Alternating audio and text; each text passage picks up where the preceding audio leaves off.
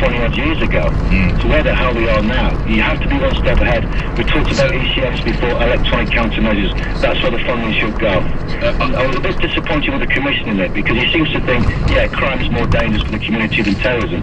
But as Chris said, the terrorist said we only have to be lucky once, and I keep trying to reiterate the point. Wise up, everybody. Lone wolves are out there with the high-tech brains on their heads and who are destructive. Sean, as ever, thanks for all your input. We'll talk again soon. 28 minutes after 7. More reaction on that in just a moment. To other stories, Nikki Morgan's got some decisions to make. She's facing an embarrassing pre-election legal battle, it's reported, over plans to shut a Christian school. Apparently, it's not teaching pupils properly about sex and Islam. This is the Durham Free School. It could be shut because it failed the government's new British values test, whatever that means. They were introduced in the wake of the Trojan horse scandal, you may recall, which affected certain Muslim schools in Birmingham, and at the same time she might have to effectively blow up the policy of her predecessor Michael Gove and approve the first new grammar school in 50 years. That would be down in Kent, a satellite of Tunbridge's Weald of Kent Girls' School, 9 miles away in Sevenoaks in the same county of Kent. Chris McGovern is chairman of Campaign for Real Education. He's a former headmaster himself in North London. What advice would you be giving to the education sector on these two areas? Good morning. Good morning, Nick. Well, definitely trust parents, certainly with regard to whether or not there should be a new annex or a grammar school set up. At the Campaign for Re-Education, we're very strongly in favour of schools, and there is a huge demand for grammar schools.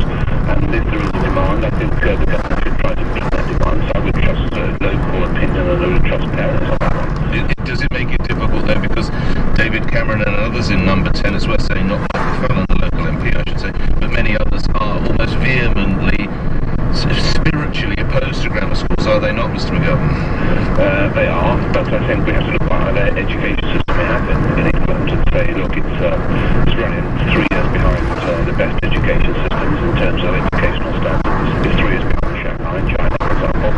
It's generally regarded as not being good enough. And what we can say in the United Kingdom, where we have grammar schools in Northern Ireland, we have a more traditional system, consistently year in, year out, they have the best results. What I would also say, I think the problem with the Conservative Party, and I've spoken to members of that party on occasion, I've said, look, it's not really a question of grammar schools, which I think are a good thing because they meet the needs of academic children. We also need to have outstanding, excellent vocational schools. We mustn't neglect the children who don't go to grammar schools, nor must we think that somehow academic is better than vocational. We have to have education which meets the needs of the children. If you're an academic child, you need an academic education. If you're more practically based, you need a more vocational education. This is not new in the world. Switzerland, for example, 20% grammar schools, 80% vocational, but the vocational schools are outstanding. Should a school potentially face closure because it doesn't teach about homosexuality and other faiths? Well, look, it's a very difficult one. Nicky Morgan's promoted something called British Values. A few months ago, you reported on your show that a school, an outstanding school, the school which Oxted ranked as outstanding was the Church of England school. That was put into special measures for promoting Islam, for promoting a virulent and aggressive form of fundamentalist Islam. And now we have a situation where a Christian school isn't doing enough on promoting Islam. Of course, all schools should be promoting understanding and knowledge of other religions. That's fundamental. But when you start saying British values to be tolerant, then you have to say, well, are we going to be tolerant of extremism, for example? It's not quite as simple as that. And I think in a way she should have been on the board in the China from here. She has to really think this through, because when you start saying we're going to promote tolerance, you mustn't therefore be intolerant of things you don't like. If someone takes a dislike to a particular faith group, that's intolerant. It's really quite a complicated matter. Chris, as ever, thank you. Only time reasons. Thank you. We will talk again soon. Chris McGovern, your chairman of Campaign for Real Education, former headmaster in North London. Coming up after the news, Mohammed Al-Fayed and a rape claim which he denies to be reassessed by police, and which of the energy giants has seen their profits dive as the oil price collapses. Plus, you inventors from Fulton and Mason will be coming back with more stories from the papers soon after this. 7:30 news here on LBC. I'm Nick Ferrari. Here's Lisa Aziz. Egypt has launched airstrikes against IS targets in Libya this morning following the beheadings of 21 hostages. David Cameron's described the murders of the Egyptian Coptic Christians as a cruel and barbaric act. A 22-year-old with a history of gang-related violence has been identified as the suspect behind 2 shootings in Denmark. 2 people were killed and 5 injured in the attacks at a cafe and synagogue in Copenhagen over the weekend. The suspect, Omar El Hussein, was shot dead by police yesterday. The coalition's flagship universal credit payment is being rolled out across Britain. It will eventually replace 6 different welfare payments, including housing benefits. Critics are concerned, though, it could leave some working families worse off than they were before. And a new survey suggests the least satisfied rail commuters are those travelling from the southeast into London. It says official figures show government funding into Britain's rail network has fallen considerably. The FTSE 100 will start the day at 68.73 after closing up 45 points on Friday. And LBC weather cloudy for London and the southeast, with rain spreading slowly from the west through the day. Highs today of 8 degrees, mostly cloudy and wet across England, Wales and Scotland. Drier for the south with showers expected later. Lighter rain further north, sunny spells for the west and over Northern Ireland. From Global's newsroom for LBC, I'm Lisa Aziz. I'm Chris Gold in the LBC Travel Centre. If you're just waking up on the buses, the planned strike for today has been cancelled. So London buses are all running as normal. On the roads, on the M25 clockwise, it's still pretty slow between junction 10 for the Wisley interchange and junction 11 for Chertsey. It's after a very brief stoppage, about a mile from junction 11 just before 7 o'clock this morning to move 2 cars onto the hard shoulder. All lanes are now open, but still very slow on the approach. In Bedfordshire, on the M1, much heavier than normal there as well. Pretty much stop-start really southbound between junction 12 for Flitting and 10 for Luton Airport. It's on the smart section of the motorway, but I can't see any obvious problems on the cameras at the moment.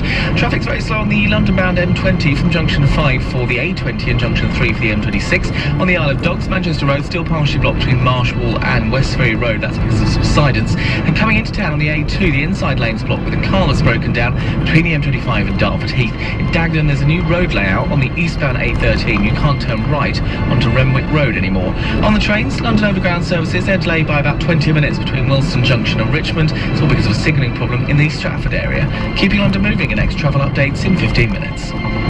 LBC Travel with GoToMeeting. Fast, easy online meetings. Go online for a free 30-day trial. At this time of year, give your body nutritional support with Immunace multivitamins. With vitamin D, zinc and selenium, which contribute to the normal function of the immune system. Immunace from Vitabiotics, the UK's #1 vitamin company. Available from Boots, pharmacies and vitabiotics.com. My dad's well cool. He's got a black belt in ninjutsu. My dad's wicked too. He wrestles crocodiles. My dad's totally awesome. As awesome as a ninja crocodile wrestler? Yeah, he's just got a new Nissan Qashqai. It's won What Car's Best Small SUV award for the 2nd year in a row. And it's got seats inspired by spaceships. Can your dad give us a lift home? Have it all with the award-winning Nissan Qashqai, now with a £1,000 Nissan deposit contribution and 4.9% APR representative Nissan finance. Search Nissan Qashqai now. Nissan, innovation that excites. 4.9% APR representative, subject to status and over 18s. Order and register before 31st March 2015. Visit nissan.co.uk/offers for full T's and C's. Landlords. Direct Line guaranteed to beat any quote for the same cover. Can your landlord insurance do that? Search Direct Line Landlord. New customers only. Qualifying criteria apply. Underwritten by UK Insurance Limited. My Ivor. Oh, where do I start? He's always snoring away. He constantly hogs the remote control in the evening, and he's forever dragging mud into the house with the grandkids. But there's only one thing I wish I could change about him, though. His cholesterol. Help the remote hogger in your life lower their cholesterol in 21 days. Search Flora Proactive online and order your free cholesterol-lowering starter kit now. Flora Proactive contains plant sterols shown to lower blood cholesterol. High cholesterol is a risk factor of coronary heart disease. Eating 1.5 to 2.4 grams of plant sterols a day can lower cholesterol by 7 to 10% in 2 to 3 weeks when consumed as part of a healthy diet and lifestyle.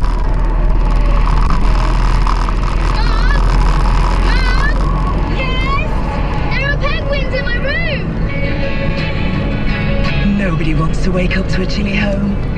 So it's good to know that if your boiler breaks down, British Gas experts are here for a one-off repair or ongoing care.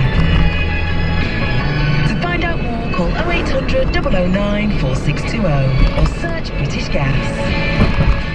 Conditions and exclusions apply. Nick Ferrari at breakfast on LBC. With Hampton by Hilton, with hotels in Germany, Poland, Turkey and the UK. more of your calls. I want to redo the foreign aid budget. It's almost £12 billion. I think some of it should go towards the Met and other police forces. The Met risk losing thousands and thousands of police officers. Indeed, we must play you the clip from the NYPD, New York Police Department Chief Bill Bratton on that. We'll do that and try and get to that in the next 10-15 minutes or so. Let's talk finance. If I told you the time, 7:37. If I have apologies. 7:37. Let's talk finance right now. Hank Potts is Director of Global Research and Investment from Barclays. Which energy giant is seeing profits dive due to oil prices? Hank, good morning. Morning, Nicholas. British gas owner Centrica reports later this week and like to reveal a significant fall in profits. But analysts are expecting profits to have slumped by a third.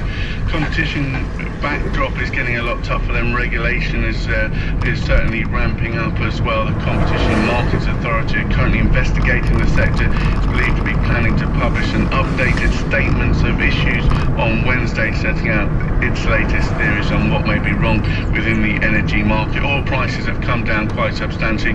The market will be waiting to see if Centrica, like other companies, decide to delay some of their capital expenditure projects. And there is a question mark over the dividend as well for 2015. So wait to see what the results are. Markets, I say, looking for a significant fall, looking for profits to be down 20.